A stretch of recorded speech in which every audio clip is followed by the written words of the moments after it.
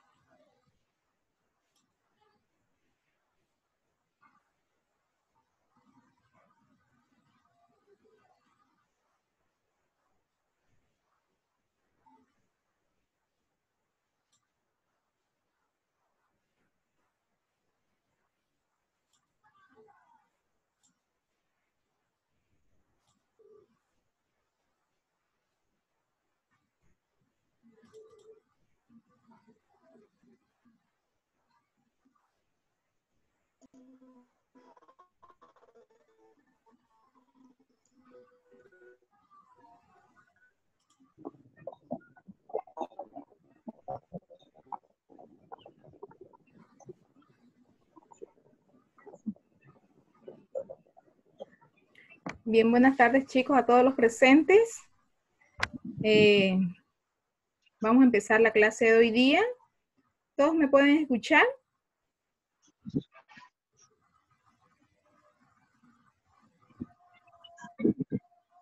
Hola, ¿se escucha? Sí, Lice, se escucha. Sí, se escucha, Lice. Ya. Bien, empezamos la clase de hoy día entonces. Bien, la clase de hoy día se denomina histología vegetal. Desde esta clase o a partir de este tema vamos a ver lo que concierne a los tejidos vegetales ya, que viene a ser prácticamente la agrupación o el conjunto de células, ¿sí? Entonces, ¿qué vamos a ver en este tema? Vamos a ver a grandes rasgos los diferentes tejidos que presenta un vegetal y también van a aprender cuál es la función específica de estos tejidos, ¿sí? Aunque en los próximos temas ya los vamos a ver más detallados, ¿sí? Es solamente un pantallazo para hacer ya énfasis a lo que son los tejidos vegetales. Bien, entonces, si vamos a hablar de histología vegetal, tenemos que empezar a definir qué quiere decir esa palabra, histología, ¿sí? O cuál es la importancia de la histología, o también se denomina anatomía vegetal, ¿sí? Entonces, ¿qué es la histología o anatomía vegetal? Es una ciencia básica que va a permitir el detallado conocimiento de los diferentes órganos, en realidad los tejidos que presenta una planta, y que ayudan a su vez a entender la disposición de los diferentes elementos y compuestos de las células, ¿no? Así también como para entender a determinar los diferentes mecanismos de los procesos fisiológicos o metabólicos que se den en el vegetal, ¿no? Entonces, es bastante importante esta área de estudio dentro de la botánica. ¿Por qué? Porque yo lo puedo aplicar en diferentes áreas de estudio, ¿sí? Si bien el área de estudio que les interesa a ustedes como estudiantes de bioquímica y farmacia viene a ser el área de las plantas medicinales, también hay otros campos, otras áreas donde se puede aplicar el conocimiento de estos tejidos o órganos internos que presenta el vegetal, ¿sí? Entonces, aquí les voy a dar varios ejemplos de las aplicaciones anatómicas o histológicas, también se denominan, para que yo pueda describir un vegetal, ¿sí? Bien, entonces, las aplicaciones anatómicas o histológicas parten desde la identificación y la clasificación de especies vegetales, ¿sí? ¿Cómo yo puedo clasificar una especie vegetal a través de un corte histológico? Lo puedo realizar a través, una vez yo ya conozca las diferentes divisiones de los grupos vegetales, como lo vimos en el primer tema, ¿no? Que hay varios grupos y subgrupos de plantas, ¿verdad? Entonces, esos grupos y esos subgrupos están separados o están clasificados en grupos. ¿Por qué? Porque tienen diferentes características propias del grupo, ¿sí? Que lo tienen uno y que no lo tienen los otros grupos, ¿sí? Entonces, para la identificación y clasificación de esas especies en diferentes grupos, yo puedo realizar los cortes histológicos y puedo ver si la planta que estoy utilizando, que estoy realizando el corte y que ese corte, ese pedazo de tejido lo observo en el microscopio, pues puedo determinar si es una planta, por ejemplo, si es una monocotiledónea, si es una dicotiledónea, si es una planta inferior, si es una planta superior, ¿no? Entonces, a través de un corte yo puedo identificar a qué grupo vegetal pertenece, ¿sí? Otra aplicación viene a ser la identificación de las plantas medicinales, tóxicas, enteras, fragmentadas o en polvo, ¿sí? Entonces, ¿cómo identifico una planta medicinal? Mediante las estructuras histológicas que yo observe en un tejido vegetal. ¿Cuál es la diferencia entre una planta medicinal y el resto de las demás plantas, ya sean maderables, ya sean alimenticias? Pues esas plantas tienen una diferencia porque presentan un principio activo que son células totalmente diferentes a otras plantas, ¿no? Entonces, mediante esas células en conjunto que vienen a formar los tejidos, yo voy a poder identificar si una planta es medicinal o no lo es, ¿sí? Entonces, de esa forma yo puedo identificar también una planta, si es medicinal, si es alimenticia, si es maderable, ¿no? A través de un corte histológico. ¿Para qué más me sirve? ¿Cuál es otra aplicación de la histología vegetal? Me sirve para la identificación de adulterantes y contaminantes de los alimentos, ¿sí? ¿Cómo puedo hacer ese estudio yo de un tejido para saber si esa planta o ese componente no ha sido adulterado, por ejemplo? Pasa muchas veces con los casos de las especias que acá lo conocemos comúnmente como son los condimentos, por ejemplo, ¿no? Los condimentos, por ejemplo, como el ajo, el comino, todos los que son fragmentados, todos los condimentos que adquirimos fragmentados o en polvo, muchas veces son alterados, ¿no? Son adulterados por diferentes compuestos. Por ejemplo, un compuesto que utilizan bastante para adulterar estos condimentos vienen a ser almidones, ¿sí? Entonces, ¿cómo yo identifico si ese producto es 100% puro, ¿no? Si un comino molido, por ejemplo, o un colorante molido que compre es 100% propiedad de esa planta o de ese fruto, ¿no? Voy a hacer yo hago un examen en laboratorio para la identificación si ese condimento es 100% puro, ¿no? Y a través de una muestra de vegetal puedo realizar ese análisis de laboratorio para saber si mi condimento o mi especie es 100% puro, ¿no? Otras aplicaciones vienen a ser para la identificación de maderas, ¿sí? Las personas que trabajan en esta área de la madera, comercializan lo que es madera, conocen bien este estudio histológico que se realiza a los diferentes tipos de maderas que se comercializan, ¿sí?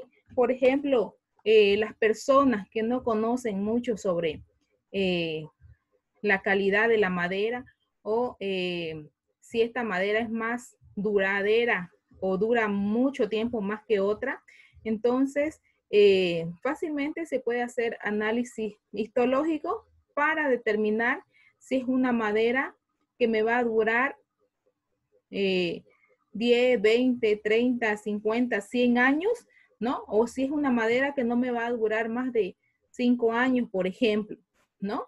Entonces, mediante un análisis, un estudio de laboratorio de los tejidos vegetales, puedo identificar si es una madera fina o si es una madera que no me va a durar mucho tiempo, ¿no?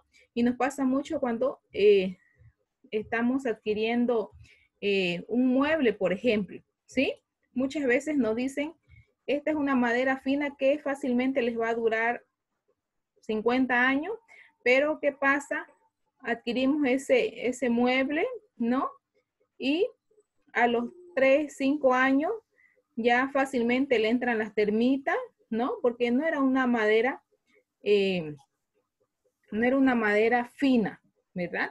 Entonces, a través de una identificación histológica, podemos determinar si esa madera es una madera fina o no lo es, ¿no?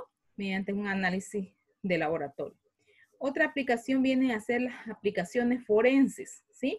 Si bien esta aplicación histológica no se da mucho en nuestro país, pero en otros países como es el caso de Europa, por ejemplo, Estados Unidos, se utilizan bastante este examen histológico. ¿Por qué? Porque muchos asesinatos o homicidios se han podido esclarecer gracias a estudios que se han hecho de los tejidos vegetales, ¿sí? Muchas veces el crimen no sucede en el lugar donde se encuentra el cadáver, por ejemplo, ¿no? Entonces, a través de un examen, ¿no? Que se haya tomado de algún tipo de rastro de vegetal que haya contenido el cadáver. Muchas veces quedan rastros de vegetales en el pelo o en la misma ropa, ¿no? De la persona que fue encontrada muerta, ¿no? O en el lugar del asesinato. Y muchas veces los asesinatos no ocurren donde se encuentra el cadáver.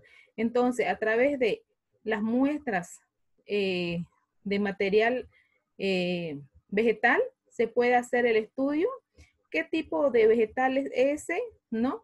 Y poder llegar a determinar en dónde ocurrió ese homicidio, ¿no? Entonces, estas aplicaciones forenses son bastante utilizadas para determinar o definir ciertos crímenes, ¿no? O casos que se dan que no son esclarecidos fácilmente, ¿sí?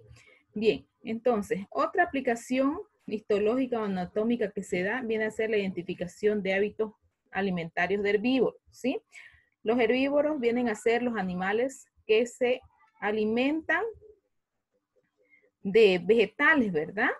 Entonces, prácticamente aquí es un estudio bastante importante. ¿Por qué? Porque se puede determinar a través de los restos de sus heces fecales, por ejemplo, de diferentes tipos de herbívoros, ¿no?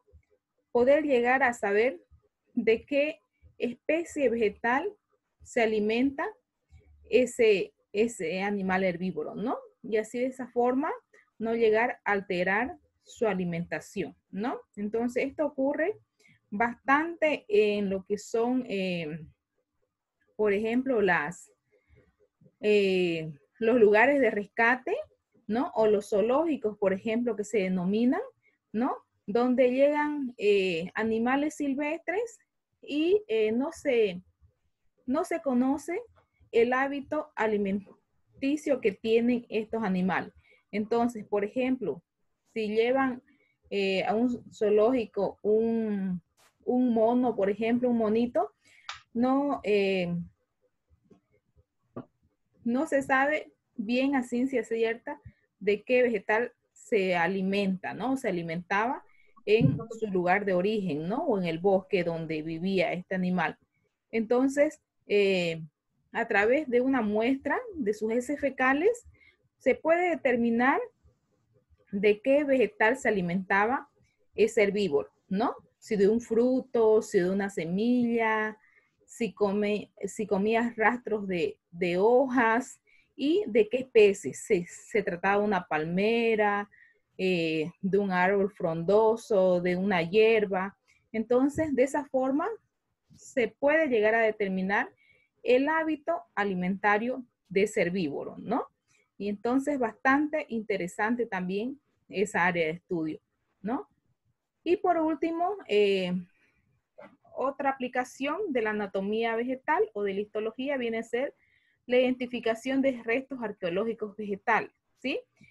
Si bien han escuchado sobre los restos de plantas que hoy día se encuentran extintas o que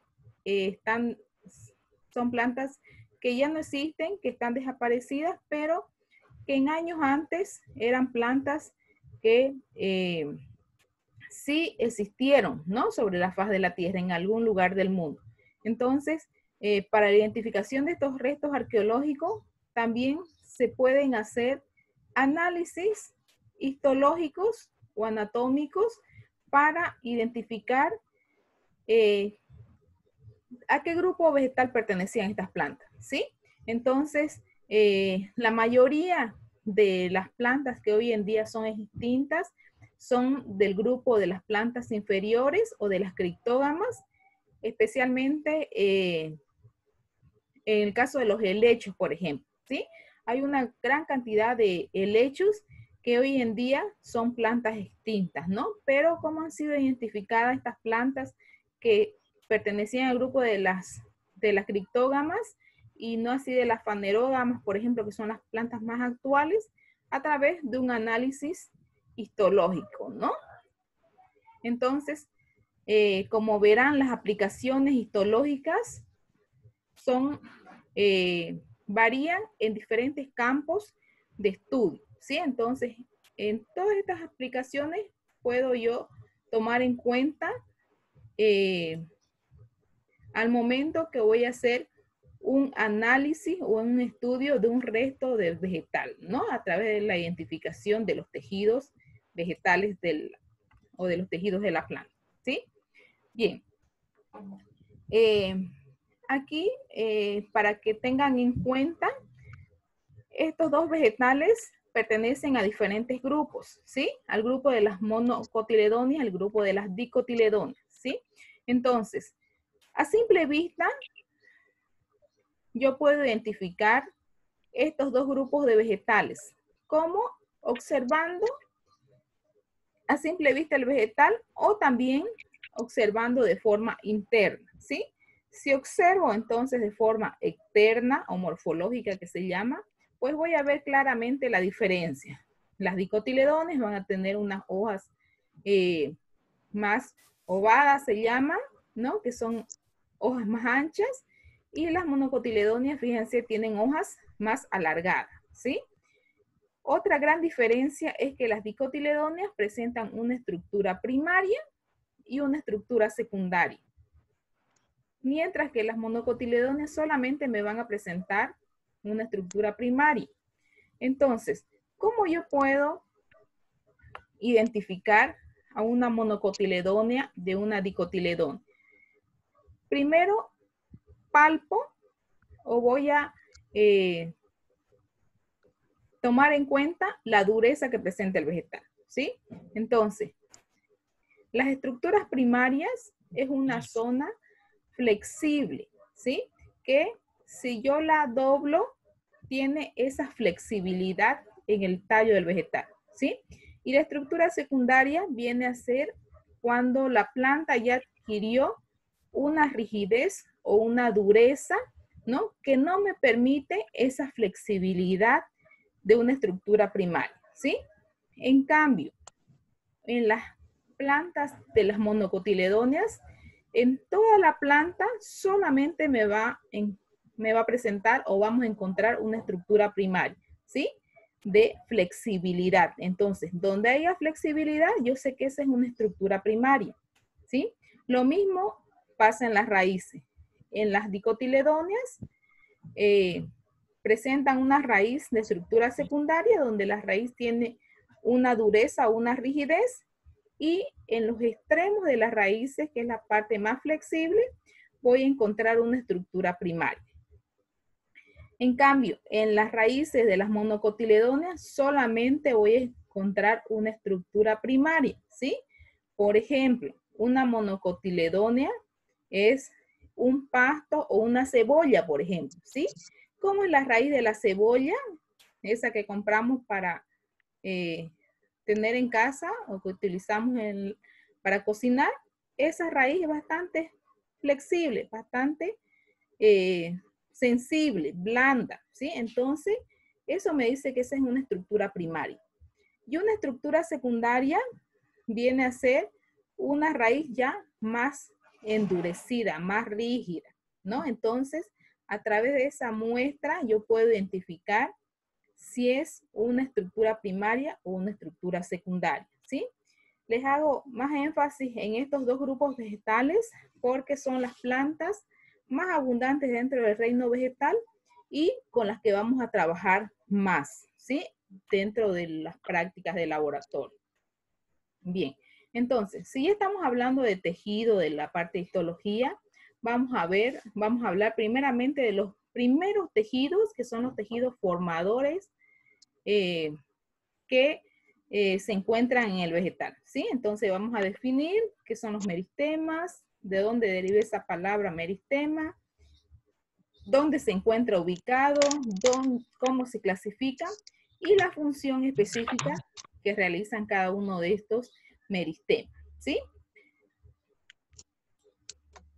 Bien, entonces, los tejidos meristemáticos son los responsables del crecimiento del vegetal, ¿sí?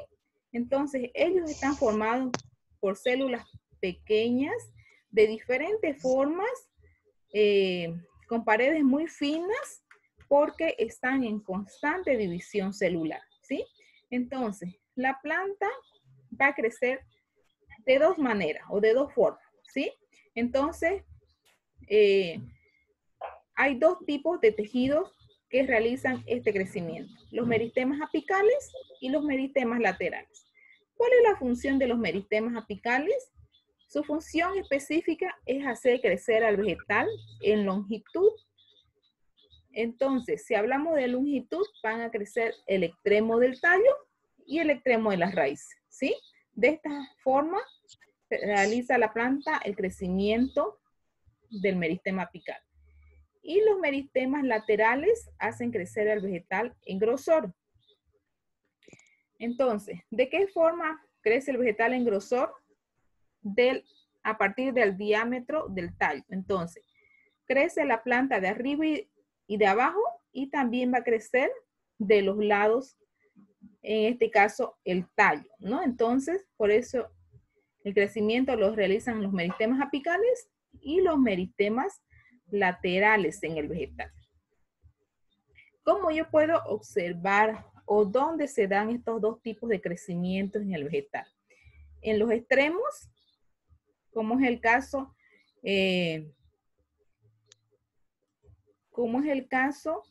del tallo, por ejemplo, la planta me va a crecer en esta zona de acá, ¿sí? En la parte del extremo de la puntita que decimos en los tallos, ¿no? El crecimiento se va a dar aquí, en esta zona meristemática que se llama, ¿sí? Entonces, ahí va a crecer la planta. ¿Dónde más va a crecer de forma apical? En los extremos de las raíces, ¿sí? Donde decimos las puntitas específicamente de las raíces o las partes más tiernas, ahí constantemente se va a dar el crecimiento o se va a dar la división celular. ¿Para qué? Para que el tejido vaya aumentando de tamaño, ¿sí?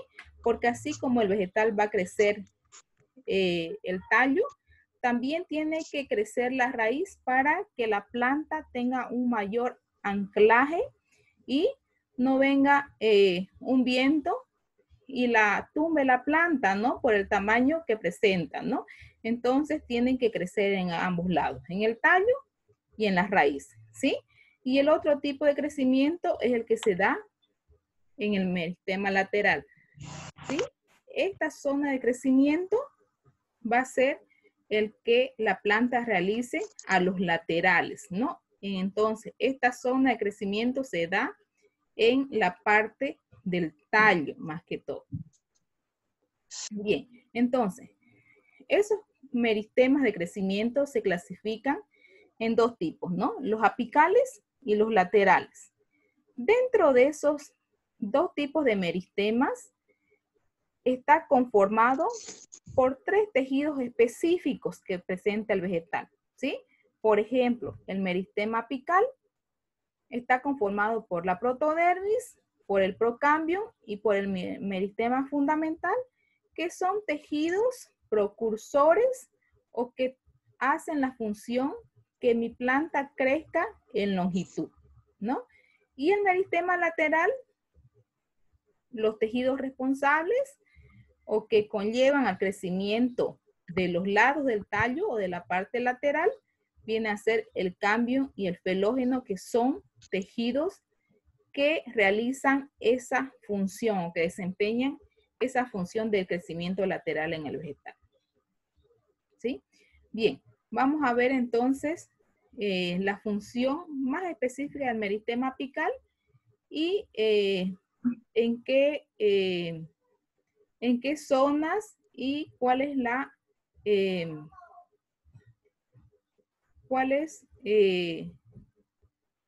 vamos a conocer los tejidos específicos que están dentro de este vegetal, de este meristema, perdón. Entonces, en el meristema apical dijimos que los responsables de ese crecimiento son tres tejidos, ¿no? La protodermis, el procambium y el meristema fundamental. Función de la protodermis viene a ser un meristema primario que va a dar origen a la epidermis. La epidermis viene a ser una capa que recubre prácticamente todo el vegetal, ¿sí? Prácticamente es como la piel que tenemos en nuestro cuerpo, pero esta es la piel prácticamente del vegetal, ¿no? Entonces, en el borde de todos los vegetales y de las hojas vamos a encontrar esta capa.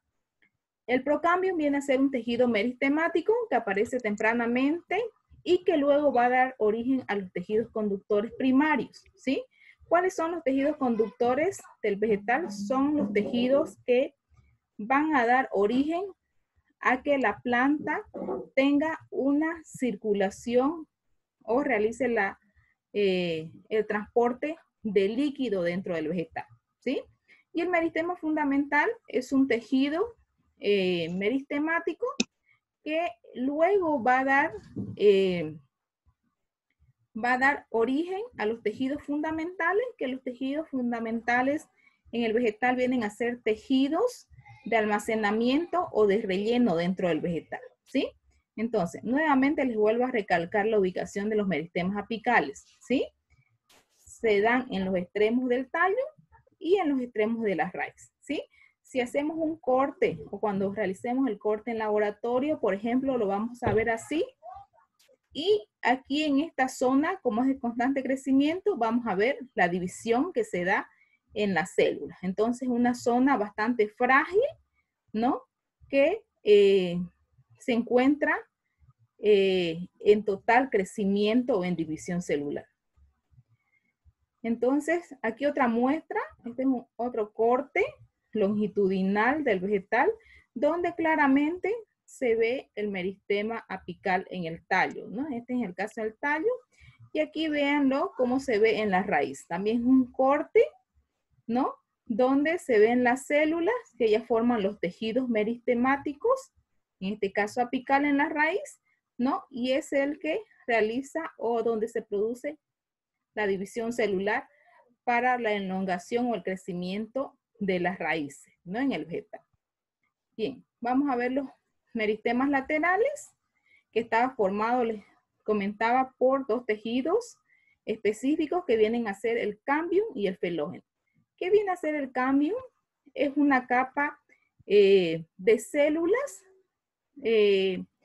muy delgada, ¿no? No sobrepasan las 2 células de espesor. Tiene la función del crecimiento en diámetro del vegetal, ¿no? Y este cambio va a ser o va a producir los tejidos conductores secundarios y en el vegetal.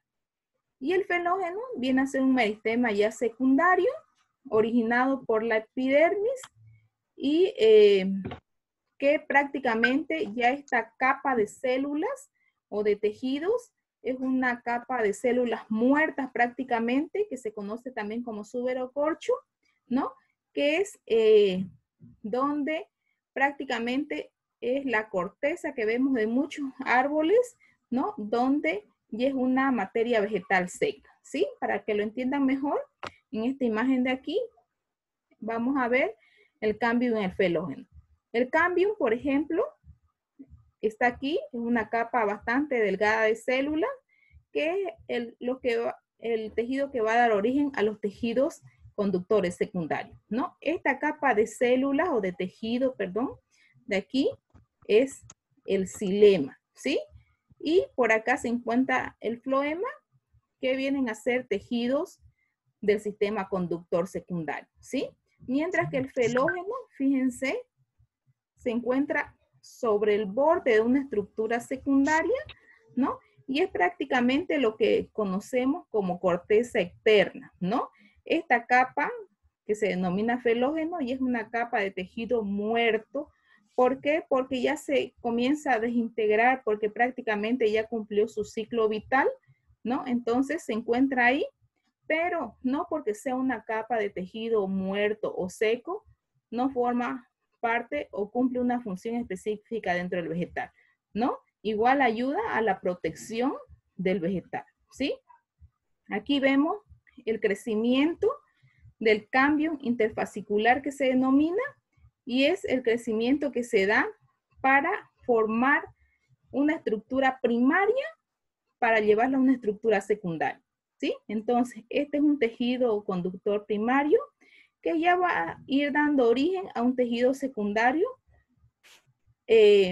gracias al cambio interfascicular que se llama, que ya es cuando el cambio hace que estos tejidos conductores se lleguen a unir o a fusionar ya para formar un tejido de estructura secundaria, ¿sí?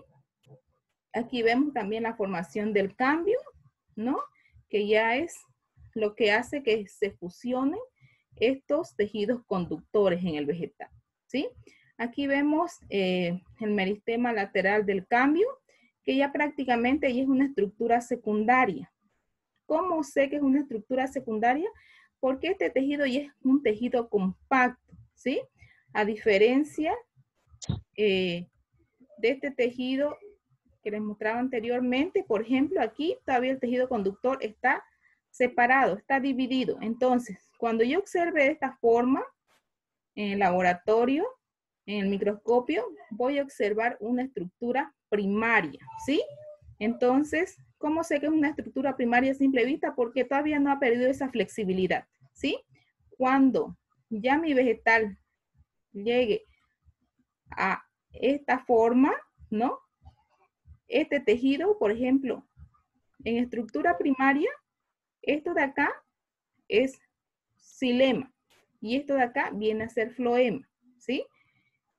En estructura secundaria, esta es una estructura secundaria, fíjense cómo ya no hay esta división de este tejido, ¿sí? Ya todo este tejido se unió prácticamente acá, ¿no? Entonces, de esa forma yo puedo identificar que esta es una estructura de tipo secundaria y esta de acá es una estructura de tipo primaria aún, ¿sí? Bien.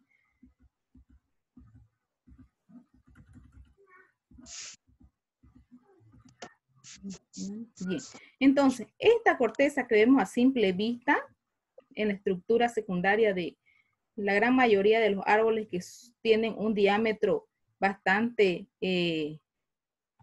con el tallo bastante grueso, viene a ser la parte del felógeno prácticamente, ¿no? Estas son células ya muertas que sirven al tallo para protección solamente, ¿sí?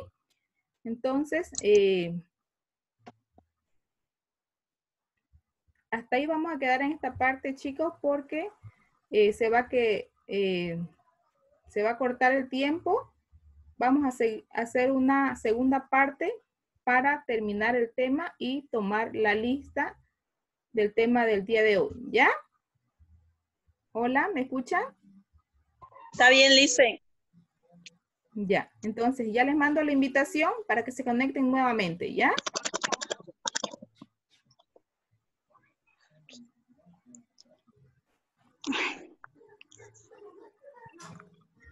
La provoca.